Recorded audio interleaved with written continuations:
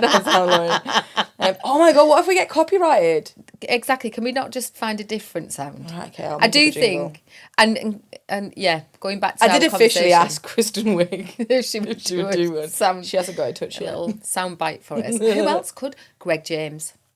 He might actually do one for us. Should we actually get in touch? Should we just send them a message every morning until he does one? Yeah, Greg James with the blondes. Could you just do a little bit of a? Could you just do one? Oh. We need a little bit of an intro. Yeah, like a little sound bite. We think So you'd be bloated. brilliant. Actually, we need a list of other people as well. Then, if he says no, in fact, maybe this is our thing. You know that thing about face your fear. I've just been reading something about we can do hard things. Ooh, I love we can do hard things. And we can do hard things. Glennon Doyle, and Abby, her partner, wife. I was very, you know, when you need to be more specific there. And I was thinking about how often we get really comfortable. But also, I watched this film on Netflix the other day, and it was a bit of a romantic thing. I can't remember, A Year in Oxford or something, I think it's called. Cook keeps coming up on my yes. So Explore I page. watched it because I was on my own. I thought, oh, do you know what? Hour and a half. Bollocks, yeah, Let's just rom-com, watch it. do it. And there was just a line in it that I loved, and it was about living fully, and that actually the best moments are in the messiest bits of your life. Yeah. And the hardest, you know, the things where it's hard. Sorry, 11:11. 11:11. I thought I checked the time so I knew how long we were There running you go. for. 11:11.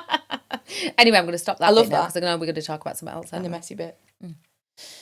No, do you know what? Actually, I think that perfectly leans on to what we wanted to talk about today. Because I think all of this, everything that we're doing, everything that we're becoming, everything that we're learning, all the things that are changing about us, has come from going through messy bits. Like from being like, no, okay, so we're going through hard things and we need to get through them, and that we can. And I think, yeah, so where it also came from, there was a reel, I can't remember exactly who did it now, because I was watching it just while we were getting ready to do this. But it was showing this like graph and this, you know, almost like a roller coaster of what happens in life where, you know, we get comfortable and, you know, we almost don't want to move out of this zone where things feel okay. It links beautifully to what we were talking about with imposter syndrome, I think.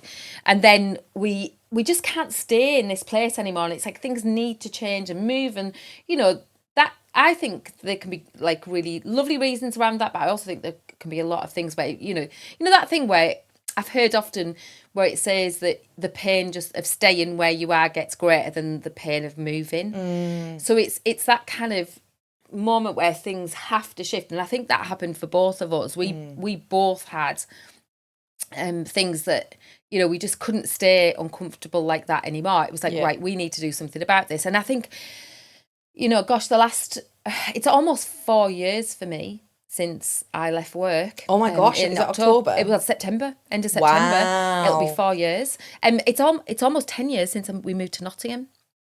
So when I know, don't look at me like that. If you're not watching this on YouTube, Lauren's face was a picture then like, what? So I definitely want to do something about living in Nottingham. I would love to do a podcast about living in Nottingham. I'm just putting it out there and why we love it. But that whole thing about doing what if we hard get sponsored things. by some restaurants that do gluten-free food? Sorry, different thing. Doing hard things. Let's go back to that. No, actually, I would quite like to be sponsored by restaurants that do gluten-free. And that we actually do talk about it on here as well every now and again, once a month. Yeah. Do you know what? We're growing, we're brand new, we're growing though. If you want to sponsor us and you're a gluten-free restaurant, and the sponsorship can simply be a free meal a month, we're more than happy to talk about you. 100%. We would advertise your business. There are places already, and I'm not going to do it now, but there are places already I would like to pitch to. I better call. Bills in Nottingham. Both of those straight away come to mind. This is the perfect time, I think, for me to tell you that I've made a decision without discussing this with you as my business partner. I'm no longer going to edit our podcasts. I'm just going to chop the front and the end off. I was doing some soul searching on how much the fear in Jackie's face, especially because the last two podcasts we've done, we've both done this thing where we've just fucking lost our thoughts and there's just been silences. Now, if that happens, I'm not going to make them sit and listen to us going, "What were we talking about?" for 3 minutes. But generally, if I think it's gone all right, I'm just gonna cut the front and the end off, because it's taking me 2-3 hours a week But also, to edit a podcast. one of the biggest things, and we will come back to hard things in just a second. Yeah, sorry. But one of the biggest things, this Don't is listen if what you our want us to stay on point. conversations, this is what our conversations are actually like. And I think if you just want to listen to It is that. And I the was more about to say people- normal. Not Normal. normal. More I do people, this thing and just my head in. Stop leaning towards the microphone. You get excited, it's fine. More people text us and say things like, "Oh, it's just like having you in my house."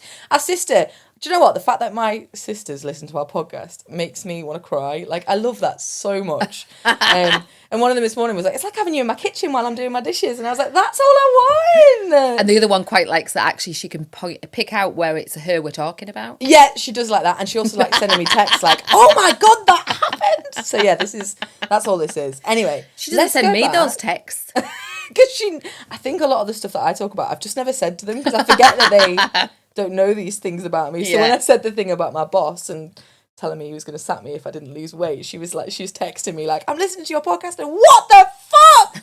And I was like, yeah, I've never told you that. But they were obviously like Little.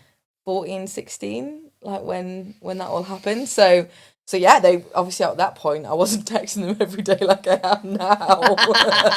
You know, they were still kids. But anyway, back to hard things. Yes, I think we both have come through massively big changes. I can't believe it's been 10 years. That's wild. It is wild.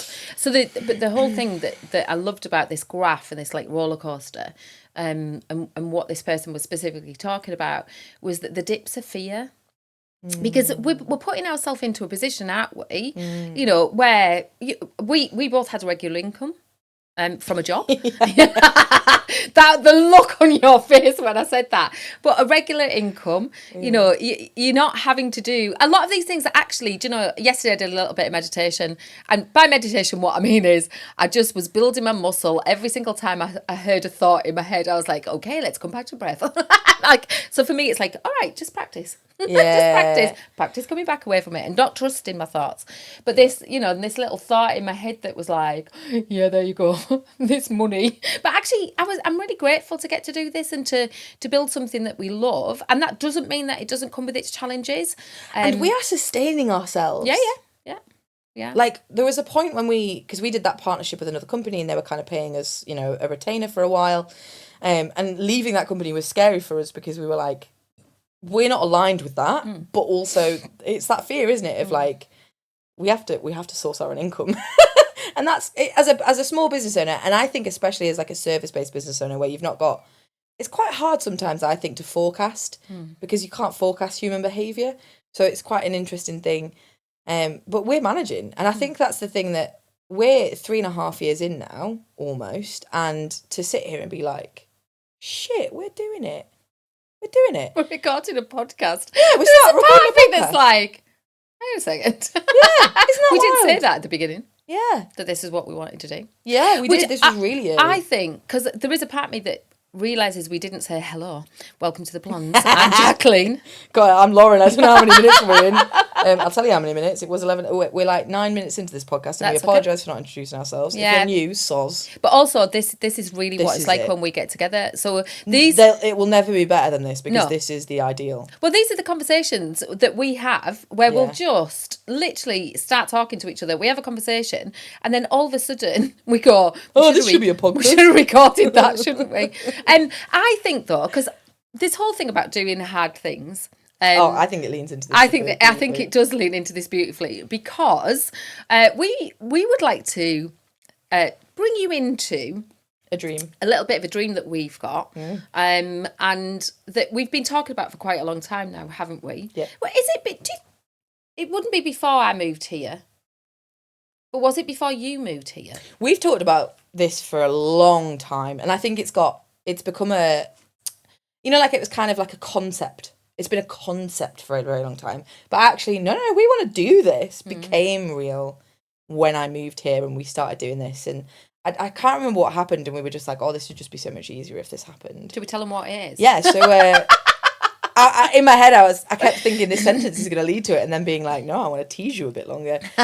We're going to live together. Dun, dun, dun! We have a dream of a big shared house so that'd be mum and dad, me and my husband, and then my son and our 2 dogs. It will have 2 living rooms because the dogs will not be allowed in one of them. Yes. But but it's bigger than that, isn't it? It's not just living in a house together. We've got this dream, this vision of this space, like this house that is big enough that logistically we can live independently while being together.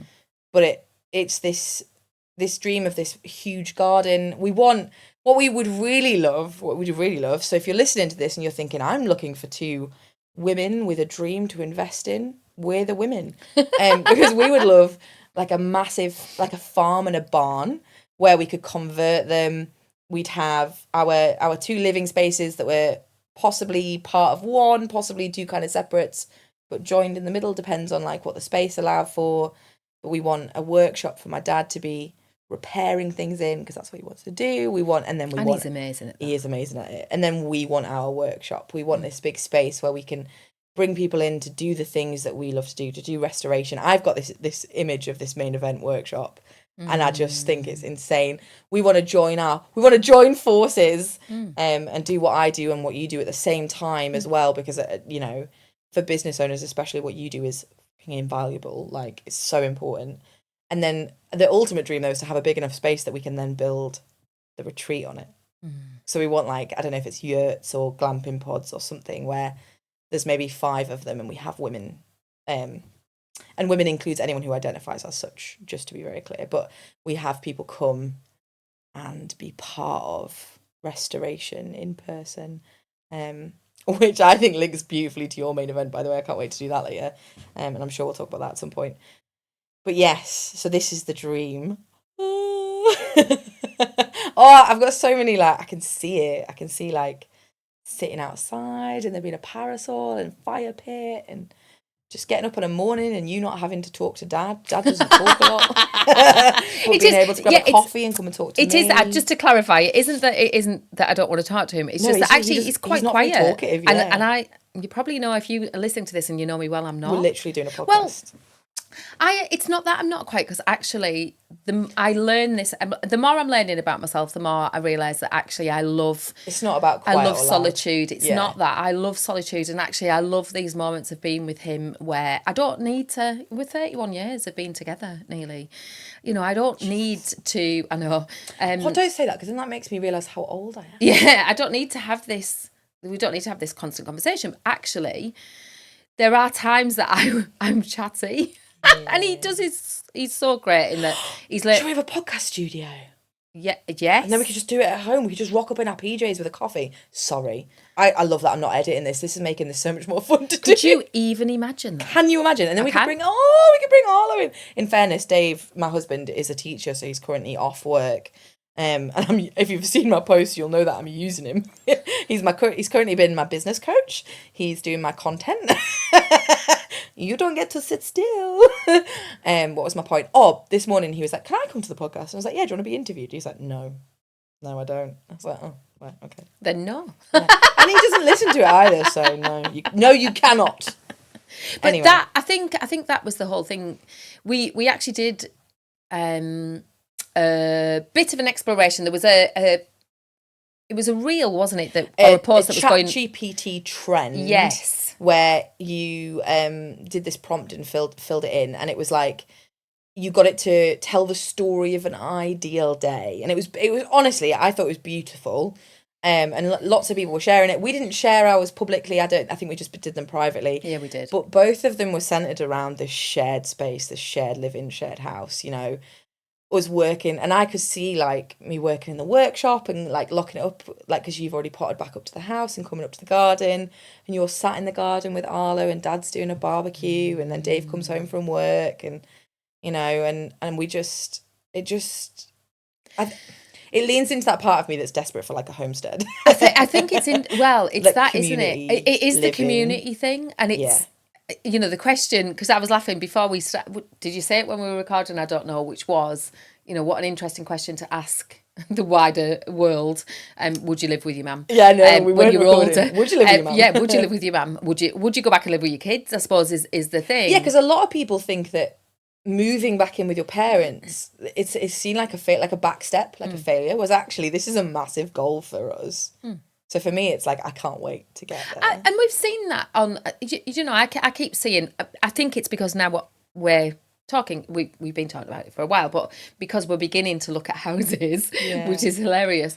Dad's on board. He keeps sending me these fucking mansions, and I'm like, but bro. we keep seeing these, these families that move back in together, and actually, if we think about the fact that community is probably the very thing that we're missing, and I think it was in the late 70s, 80s, and Margaret Thatcher was the one that, made this decision, and that Conservative government, that they were going to get people to be independent and buy their own homes, because prior to that, I'm not saying it was a great situation for a lot of people, because homes were not great, but you lived together, you had multiple generations together. So it wasn't until I'm not responsible, just so you know, but it was I think it was the early 80s.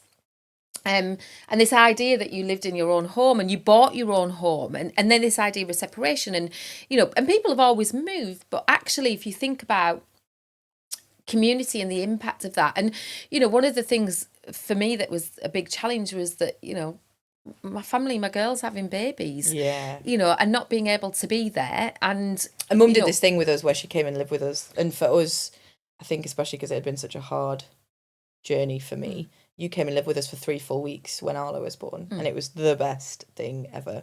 I think you saved my relationship in those, because it was such a high emotion time, such a high stress time, and it was just to bow down a little bit, I suppose, because it was never like, well, I'll hold the baby while you go get stuff done. It was actually the emotional support, and not just for me, but my husband absolutely will attest to how much he needed that. Someone to just hear and see how much he was struggling with it, but also be like, you can talk about it. So the thought of being able to do, and I'm not planning on having any more children, but the thought of being able to, just have a hard day and come and sit and chat about it, or get off a call with someone that's maybe been a little bit tough, and be able to come down and be like, oh, it's that safety, isn't it? And I think working from home is quite an isolating thing sometimes, and we come and we work in lovely spaces, but it's different to working in a team.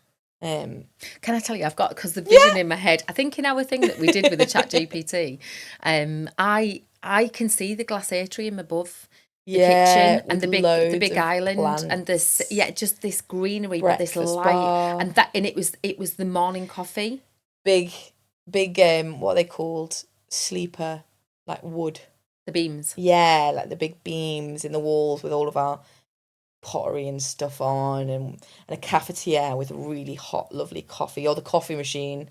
Get Julia to do that. Coffee machine.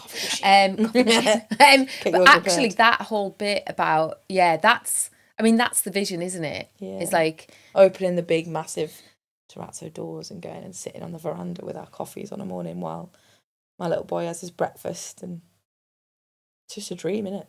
Yeah, it is. And I think that's the bit about knowing where we're heading, because then coming back to why they're doing the hard things, actually that's the bit that, again, I heard her saying yesterday, a gentleman by the name of Lee Irwin, or Owen. I'm now with Karen Cassay. Yes, we'll check.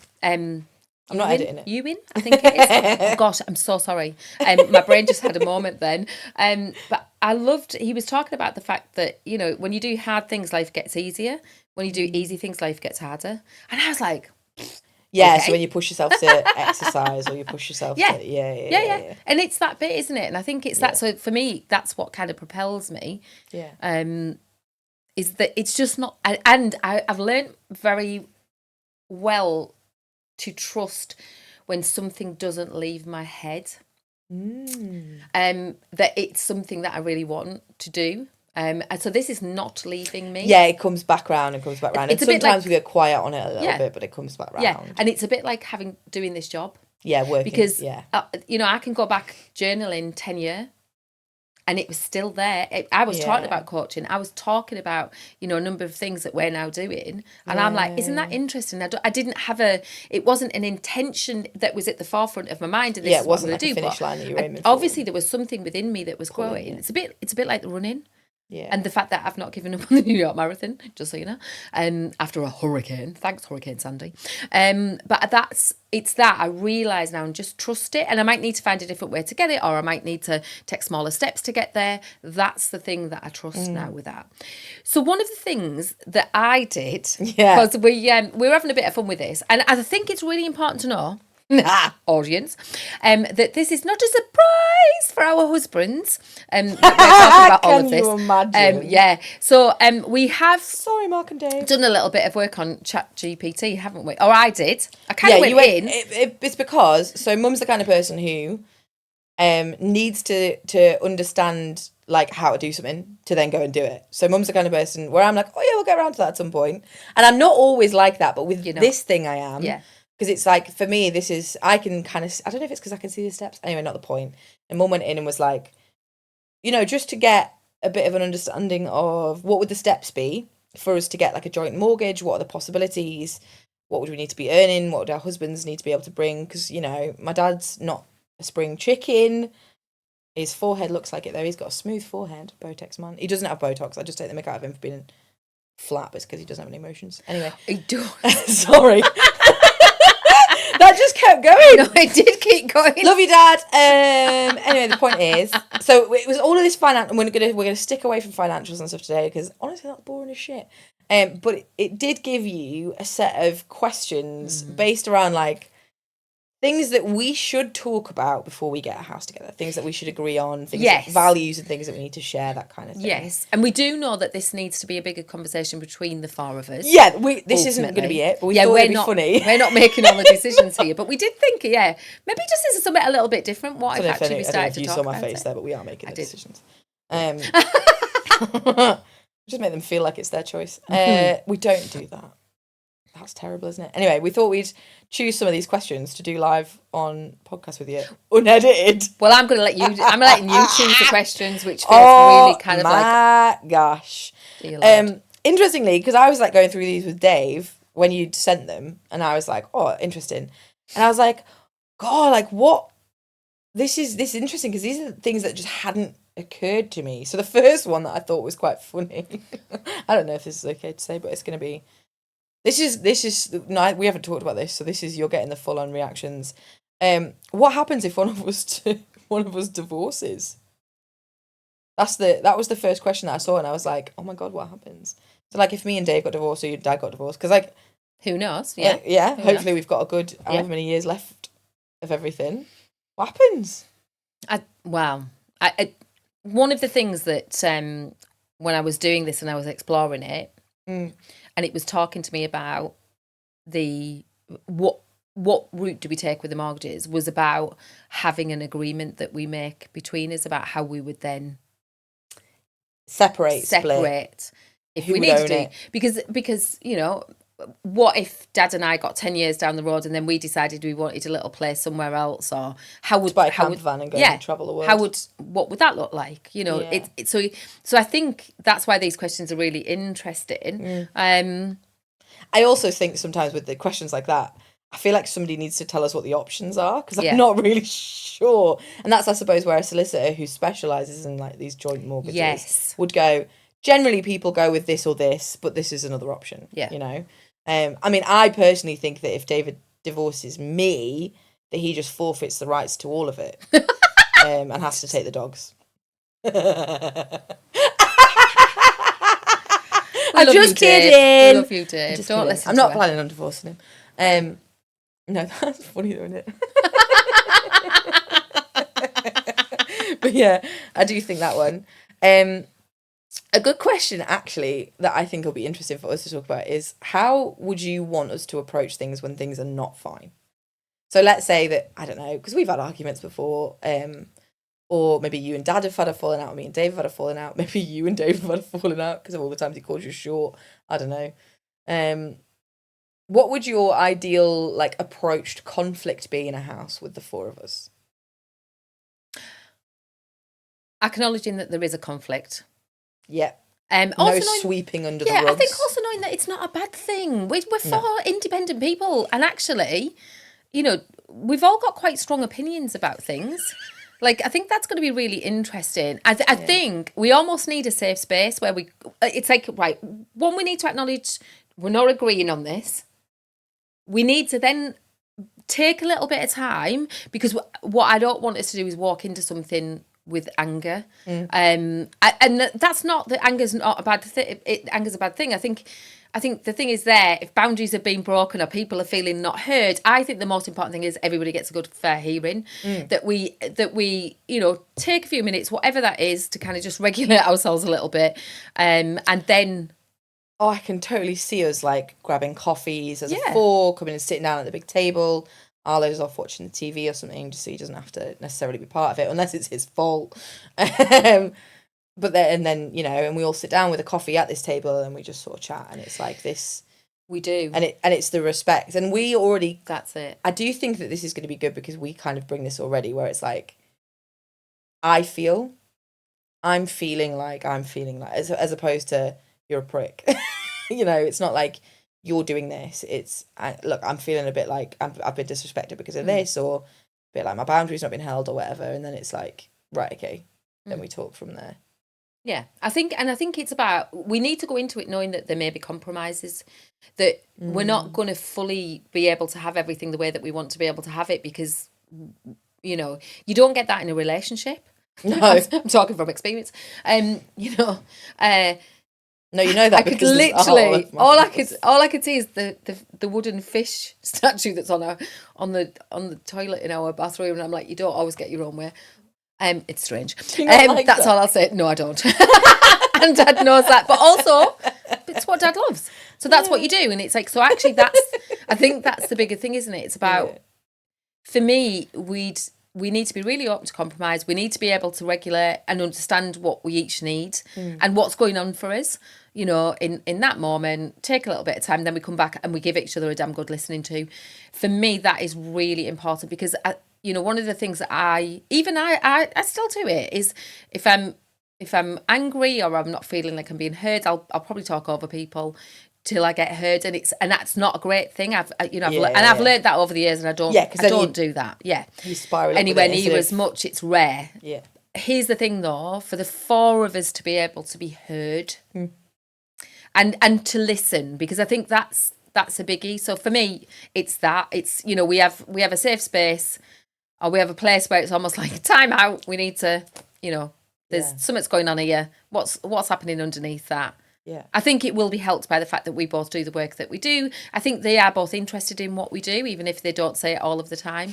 They have to live with us, so they tend to have to live with it. But yeah, for me, that's the thing. What about your thoughts on it? No, I agree. I agree wholeheartedly. And I think it's the understanding of, like, is it impacting us? So there'll be things that we do that annoy each other as a four, and it's like, because I'm one of those kind of people that sometimes get stuck on things, and I don't know if it's a neurodivergence, and I have to pull myself back and be like, does that actually impact me as a person? Because if it doesn't, then it's practicing letting it go. Yeah. Like it's just practicing it not having to look exactly as I want it to. That's, and I guess it, to be fair, it just comes back to what you said about the compromise. And it's interesting because over the last couple of years, things have really changed for me in, I especially after Arlo, think that I lent into control and cleanliness and all that kind of thing as a protection for myself. Like, it was like I was obsessed with it. And it's only in the past sort of year or so that I've started to notice that and be like, hang on, what am I doing? Like, whose expectations am I trying to uphold here? And that's already made my and Dave's relationship better. But there's also going to be things that, we need to work on together. I did have a moment when you were talking, and I don't know why, because I've never done this before, but I got really excited because I thought, oh, Dad can do the gutters. And I don't know why, but Dad's just that kind of guy, isn't he? Like, Dad is the kind of guy that you're like, oh, the lawnmower's broken, and he just goes and fixes it. Like, and I like to think that, interestingly, in my relationship, I'm the DIYer. I'm the one who owns the drill. I'm the one who kind of does that. But it'll be really, I'm so excited for that to be like, oh, Dad, do us a favour. Like, will you just put the curtain rod up? Because it is Dad that I ring for that kind of thing. And I can do it myself. But it's just the thought of, think that's the thing, isn't it, about community? You can do it yourself. That's the point. Like, as I, you know, I'm the kind of person that you go, Lauren, can you do this? And I'm like, not yet. Give me 20 minutes and I'll figure it out. I'm that kind of person. But the point is that you don't have to do it yourself. That's that. And I think we as humans need to remember that. And actually there's something beautiful about allowing people to help you, not just for your benefit, but for theirs too. Because like, Dad feels good. You know, when we moved in and he came and put our TV on the wall and he put a couple of curtain poles up and then he had a drink with us before he went home. And that just felt like a real connection. And that was lush. Like, it was lush for him to get that. And, you know, and we really appreciated it and we don't take it for granted or anything. But I do think there's something beautiful about being able to support people when they need it. And that's what I'm excited for. I'm really excited for that. Yeah. I think there is that thing about being valued, where we all bring different strengths. Yes. And different things that we can, offer. Yeah. In that sense. What's the biggest thing that you want this to bring you? Like, spiritually, emotionally, like, as a person, what's the thing that you're like, I'm excited for that? Ooh, good question. Connection is the word that came into my head the minute that I said it. Yeah. I think what's really important for me, because we've talked about having a space that is enough that we can have quiet time, that, you know, it's not that we live on top of each other, that we live, you know, that there is space to be able to be quiet, and actually it would feel like we were living in our own place. So I think that is really important, isn't it, to have the 2 living rooms, the joint kitchen. I don't have anything about the kitchen that doesn't bother me. No, I quite like the idea of a joint kitchen. I need a place where, and an office. I need a space where, even though we're going to have, you know, we've dreamed about a big workshop. You also have private coaching clients. Yeah, and so like, that's a biggie for me. So space. It's like, I think it is connection. Do you know what it is? It's safety in solitude. So I get solitude. And and I get the joy and the fun and we like spending time together. You know, we spend time together and we do now but laugh. And I get that with the rest of my kids, you know, and we're not going to force them to come and live with us, but just so they know, I would if we could all live in separate places, but you know. But they can buy the plots of land next to ours. Yes, I've missed that though. You know, and I think that's a bit, it's like, I'm not. You can't grow up in a house of 6 people, because that was us, 4 kids and 2 adults, and not miss community. I think. And I also desperately need the enjoy space. my independence. You know, so for me, it's having almost like, I say the best of both worlds, because I definitely think we need to talk about some other bits and pieces about what might be the challenges of it, even because I don't think it would always be easy and roses. I think, you know, but I think it's that. I do think it's the connection. It's the thing that we've talked about before, where you've dropped me off and it's like, wouldn't it just be nice if we could just go and have a sit and have a drink in the garden now and just chat and not have to drive home. Not have to drive home, or, you know, just like, for me, like spending more time with like the grandkids, like Arlo, but having the space for all of them to be able to come and to be able to stay, and you know, for actually to have the garden space and the big dining room table. Oh, imagine how amazing that would be. We've got my nephew coming to stay in Nottingham between us all in the next couple of weeks, and that would just be so much easier if he could just be with all of us, because then he gets all of us at all times, doesn't he? Like, definitely. that would be absolutely gorgeous. What about you? Same question. Oh, I was like, what question did I ask? Oh, what am I looking to get from this? It's that community. Do you know what's interesting is I feel like things feel more settled when we're all around each other. You know, like a problem shared is a problem halved. When I'm on my own, I find it quite easy for my brain to go off on a little fucking, you know, jaunt when something happens and I'm like, oh. Whereas I feel like when I'm with you and Dad and like when we're all together with Dave and stuff, it's quite calming. Like, actually, it's quite nice to just talk things through and be like, oh, that's not as big a deal as my brain's telling me. Yeah, because I find that interesting, because there's a lot of science behind what you want your system to feel like when you're around people. And actually this whole bit that, you know, when they've talked before about butterflies in your stomach actually isn't always a good thing. Yes. Because there's where actually what you're saying there is about the calmness. We And the just don't get together. grounding, It's the calmness, it's the grounding. Yeah, it's the, it feels it's secure. relaxed. I don't want to escape from it. I think that's the thing. As a person who struggles with social interaction, I don't have that with us as a family. Like, and I think that's the thing that you were saying about having the, you know, individual spaces, as well as the practicality of, we have 2 big dogs. We don't anticipate you guys having to clean up after them or anything like that, you know, and we don't expect them to be in your space. But I also know that Dad will love getting up on a morning on a weekend and taking them somewhere, like going for a walk, like whatever he wants to do. And that's beautiful. But also, you know, after a long day, being able to just, go and sit in my office. She's excited. What? They can't hear. Just see that you. if we went on holiday, and like obviously you guys were at home, we could have a dog, couldn't we? Yeah. As in, we could have a dog. Yeah. You want 3? It would be different though, wouldn't it? Because it would be in our living room. I don't know. I don't know why that idea, but even just that whole thing. No, I know. Yeah, you could. Yeah, that was just interesting that it went on in my head. But yes, we could have a dog. But also, you guys could go. There's such a lot of positive sides to it, isn't there? And you're right, because Dad's had dogs for most of his life up until we lost. And my dogs love him. Yeah, they love people. They're nutters. Yeah. But so I think there is all of that, isn't there?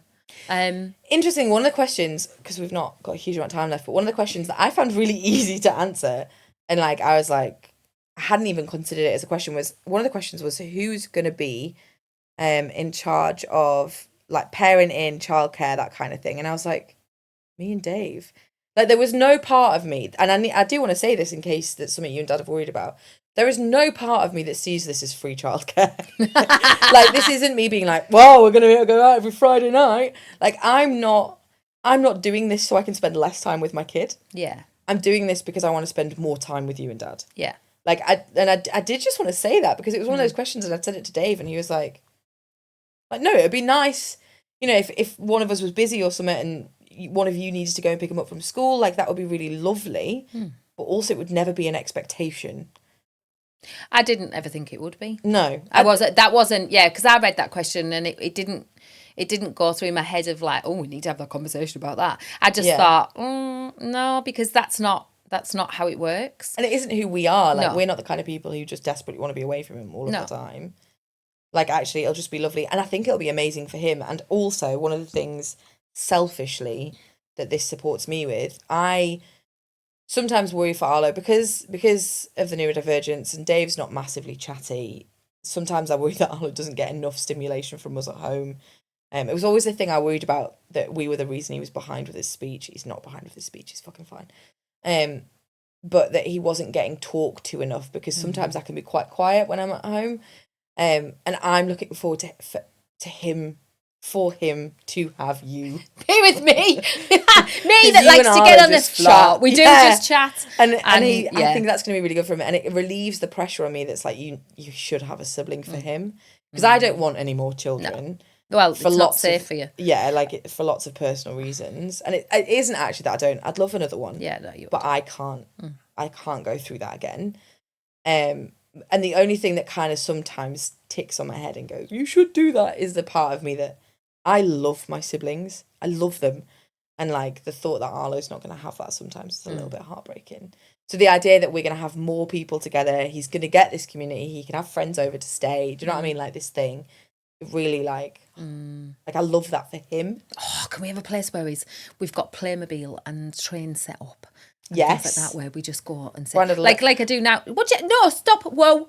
Grandad will love it too. No, whatever. It's Gran. I'm the one that builds his train sets. I'm the one that gets on the floor with him and builds a farm. I'm the one that has the... Like, no, it's me. You ask our Ezra. It's me. It's me. No, Grandad does build them as well. But I'm the one that gets on the floor and plays. Oh my gosh.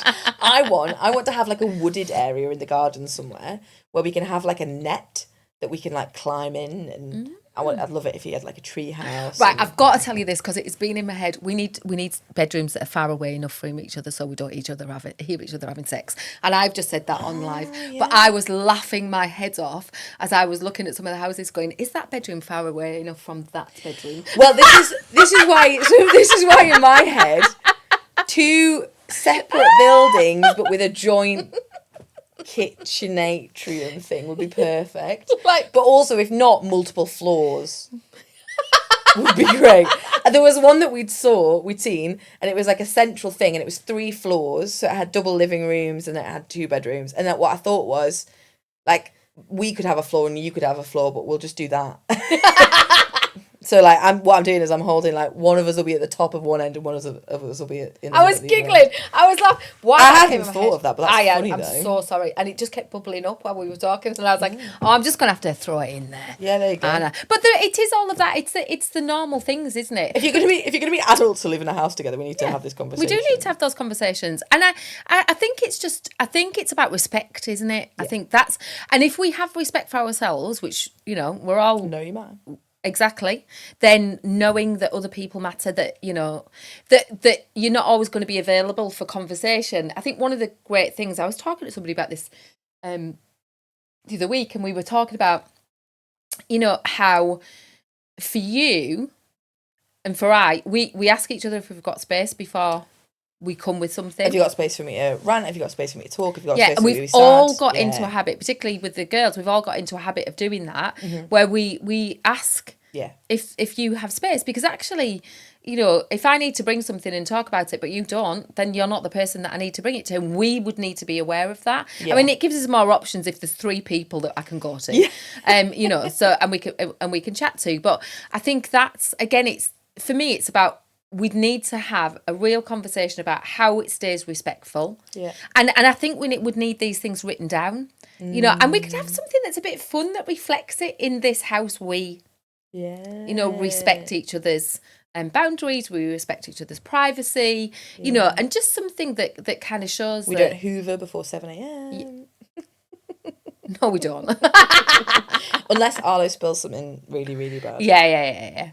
My face then. I was like, no, but that I am joking. But things, no, I think it's understanding that, isn't it? But also, coming back to the conversation about the conflict, coming back to the conversation about divorce, I think it's important that we do talk about all of these things, but actually that we get professional support with it. And interestingly, when we talk about these things, it never makes me like, oh, is this a good idea? I've not had that yet. I've not had, I don't know if this is a good idea. I've not had that thought at all. Actually. I haven't. I just keep getting really excited when we keep finding these houses. And you're right, because I think in the last 2 weeks, your dad sent us probably about 7 different houses. Oh, I know. The cheese factory in Derby. I want it. I love it. I really genuinely love it. And the best part is that my husband keeps being like, oh, well, we could possibly do that now. And I'm like, okay. We're getting to a point, I think, where everyone's just on board. And I asked Arlo. Oh, my God. I asked Arlo, I said, Arlo, bear in mind my son's 3, so he doesn't really have the grasp of it yet. But he was like, I said, Arlo, should we move into a bigger house? He said, I quite like my small house, Mummy. I said, oh, you like your small house? He's like, yeah, I like my house. I said, what if we move into a big house with Gran and Grandad? He was like, I'll move into a big house with Gran and Grandad. You and Daddy stay in the small house.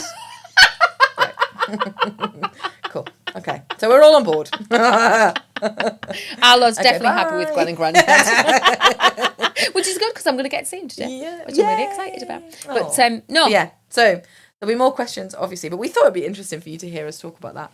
A genuine conversation that we had there before. So I'm curious, that whole thing about, would you go and live with your mum? Your parents, yeah. And dad, yeah, obviously parents. And as a couple, as a single person, like, would you not? Because I can already think of some friends that'd be like, ha, no. Well, I'm also thinking about the other side as well, because I know that some of the people that listen to the podcast are mums.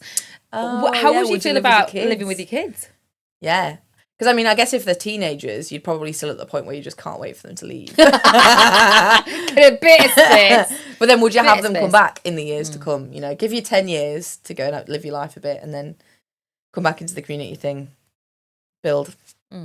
Build a homestead. Bearing in mind, we're not talking about, living in... Can we have chickens? Please. Because they're super good for the environment. As long as they're far enough away. Yeah. They're not, Yeah, they're not allowed free to free roam. roaming and poop everywhere. See, this is why these are the kind of conversations, isn't it? It's that. But also the dead noise. I don't want noise. As in, I need to be able to be... if we had like the garden and then at the bottom of the garden was a field and they were in the field? Possibly. Because they'd need to be separate because my dogs are lurchers and they like to chase things and I don't think the chickens deserve that. I'd like to call one of them Babs. Betty. Yes, that was one of the other ones. Babs, Betty, and I had another name, but I can't remember what it is. Babs, Betty, and I want 3. They did a thing in Norway or Finland. I don't know. I realised that they're all different countries over there. They're probably like, we're not all the same. And I'm like, yeah, no, can't help it. But where they offered any family who wanted them 3 free chickens. That's what they wanted to do. And the waste reduction was incredible because chickens eat anything. So like food waste. So the overall waste of the area was significantly reduced. That'd be interesting. Yeah, no, that'd totally do chickens. You could build them a coop. Marvellous. Yeah. Well, yes, send us your thoughts. We would love to hear. Let us know. I know people tend to message us privately. You can add your thoughts onto YouTube as well. But yeah, and just Spotify. Let us know. We would love to know. Love to hear from what you think. Yeah. And who knows if there is an investor out there. Yeah. But actually, we're working on it. Let us know if you can buy us a house. Thanks. Love you. Bye. Yeah. Take care. Catch you next time.